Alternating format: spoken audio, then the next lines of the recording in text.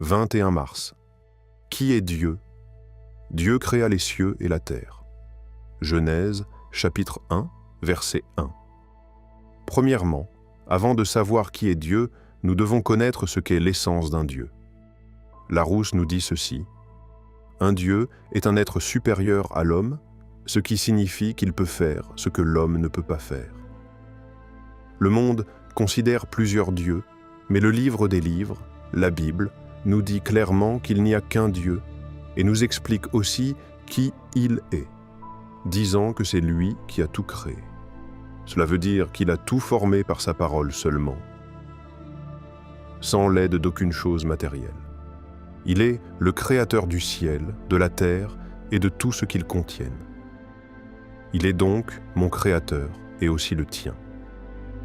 Être parfait, n'ayant point connu le péché, en lui repose la sainteté même.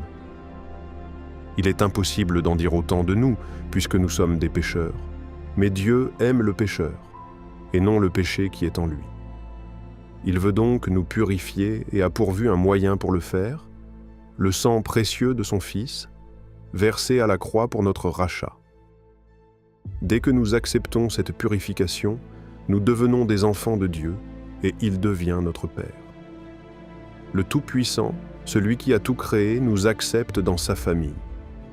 Plus encore, il nous investit de sa puissance, exactement comme il l'a fait avec son Fils, lequel a nourri 5000 personnes, avec 5 pains et 2 poissons.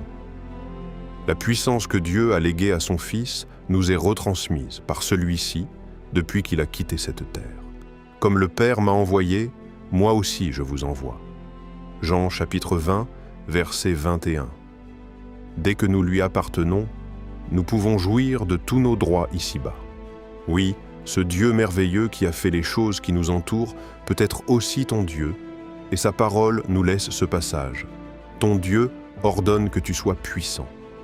Psaume 68, verset 28. Il s'attend à ce que nous allions chercher nos privilèges, car nous sommes les enfants de ce grand Dieu.